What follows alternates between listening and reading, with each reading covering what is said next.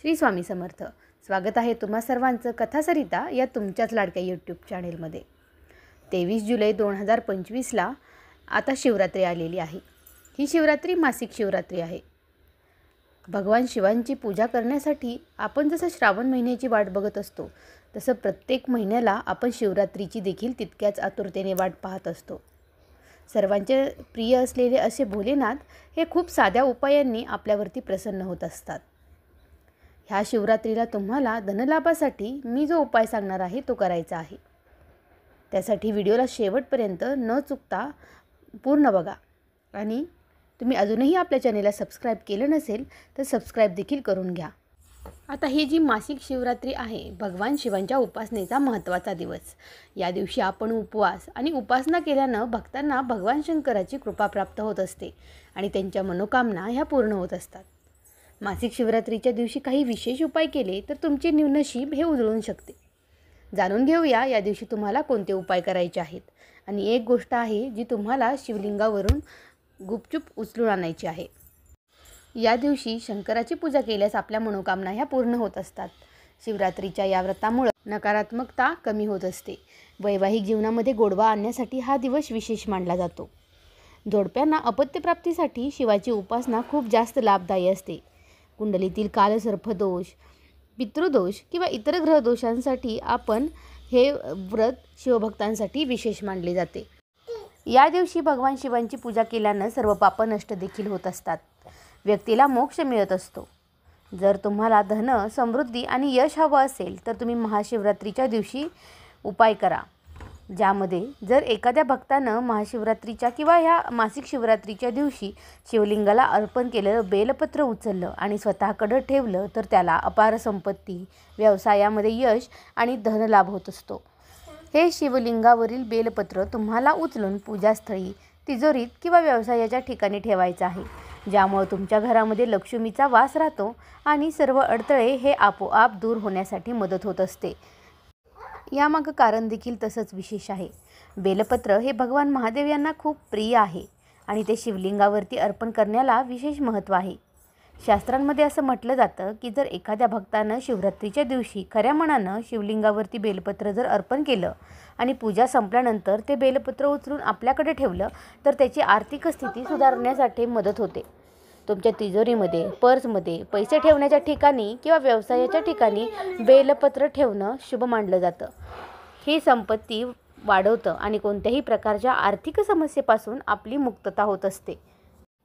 आता यासोबतच तुम्ही महाशिवरात्रीच्या दिवशी शिवलिंगावरती पाणी, दूध, गंगाजल आणि मध अर्पण करू शकता. त्यामुळे सर्व पापांचा नाश होत असतो आणि तुमच्या इच्छा ह्या पूर्ण होत असतात. यासोबतच तुम्हाला रुद्राक्ष धारण करणं देखील खूप महत्त्वाचं आहे. त्यामुळे व्यक्तीला मानसिक शांती, आत्मविश्वास आणि सकारात्मक ऊर्जा मिळत असते. हा उपाय कुंडलीतील ग्रहदोष शांत करण्यासाठी आहे, जो मी आता तुम्हाला पुढे सांगणार आहे. यामध्ये तुम्हाला शिवलिंगावरती तांदूळ आणि काळे तीळ अर्पण करायचे आहेत. श्रावण महिना जेव्हा सुरू होतो तेव्हा शिवामूठ म्हणून आपण सर्वात जास्त तांदूळ आणि तिळाचाच वापर करत असतो. त्यामागंही तशीच पौराणिक कथा देखील आहे. त्यामुळं शिवलिंगावरती तांदूळ आणि काळं तीळ अर्पण करणं यामुळे तुमच्या यशाचा मार्ग मोकळा होत असतो. भगवान शिवांना आपण जसं भोलेनाथ म्हणतो तसंच त्यांच्या कपाळावरती असलेला तिसरा डोळा जर उघडला तर महाप्रलय येत असतो, हे माहीतच आहे आपल्याला. मग त्यामुळे शिवरात्रीच्या दिवशी तुम्ही चुकूनही अशा गोष्टी करू नका ज्याने त्यांना त्रास होईल. या दिवशी तुम्हाला मांसाहार पदार्थांचं अजिबातही सेवन करायचं नाही. यासोबतच तुम्हाला खोटेपणा, कपट आणि राग टाळायचा आहे. शिवलिंगावरती तुम्हाला तुळशीची पानं कधीही अर्पण करायची नाहीत, कारण ती भगवान महादेवाला मान्य नाहीत. तुम्हाला कोणतंही गैरवर्तन करायचं नाही आणि अहंकारापासून दूर राहायचं आहे. यासोबतच सर्वात महत्त्वाची गोष्ट म्हणजे तुम्हाला केस किंवा नख कापायचं नाहीत.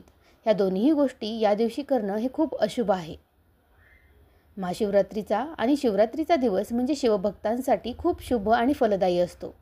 त्यामुळे या दिवशी जर भगवान शिव यांची भक्ती आणि श्रद्धेने आणि पूजेने जर केली आणि शिवलिंगाला अर्पण केलेले बेलपत्र जर तुम्ही आणले तर तुम्हाला नक्कीच तुमच्या आयुष्यामध्ये सुयोग्य आणि सकारात्मक बदल झालेले जाणवू लागेल.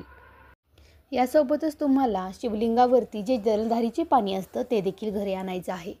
ओम नमः शांभवाय च मायोभवाय च नमः शंकरायच या मंत्राचा जप करत ते तीर्थ घरभर शिंपडायचं आहे. असं केल्याने तुमच्या घरामधील नकारात्मक ऊर्जा ही नष्ट होते आणि घरामध्ये आनंदाचं वातावरण निर्माण होत असतं. एकाच घरामध्ये आपसी कलह, रोगराई किंवा इतर समस्या जर असतील तर त्या दूर करण्यासाठी तुम्ही घराच्या ईशान्य दिशेला रुद्राभिषेक करणं हे खूप शुभ मानलं जातं. ईशान्य दिशा समस्त देवी देवतांच्या आगमनाची दिशा मानली जातं. त्यामुळं रुद्राभिषेकही त्याच दिशेला करायचा असतो. मग लघुरुद्र, महारुद्र किंवा अन्य कोणत्याही अनुष्ठान या दिवशी तुम्हाला इच्छित आणि फलदायी ठरत असतं. यासोबतच तुमच्या घरामध्ये जर वास्तुदोष असला तर त्याच्या निवारणासाठी तुम्हाला घराच्या पूर्व किंवा उत्तर पश्चिम अशा दिशेला बेलाचं झाड लावायचं आहे आणि त्याला तुम्हाला रोज पाणी द्यायचं आहे. यामुळं तुम्हाला महाशिवरात्रीच्या दिवशी संध्याकाळी एखाद्या बेलाच्या झाडाखाली किंवा नुकत्याच लावलेल्या रोपाजवळ तुपाचा दिवा लावला तरी देखील तुमचा वास्तुदोष हा संपुष्टात येत असतो. ह्या सर्व उपायांमुळे तुम्हाला नक्कीच तुमच्या घरामध्ये प्रगतीच्या वाटचाल झालेली दिसून येईल. या सर्व उपायांपैकी तुम्ही कोणता उपाय ह्या अगोदर केला होता का ते मला कमेंटमध्ये नक्की सांगा. कारण की शिवरात्रीची वाट जशी मी पाहत आहे तशी तुम्ही देखील पाहत असालच.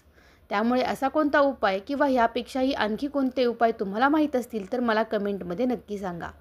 व्हिडिओ आवडला असेल तर आपल्या चॅनेलला लाईक, सबस्क्राईब आणि शेअर करायला देखील विसरू नका. श्री स्वामी समर्थ. जय जय स्वामी समर्थ.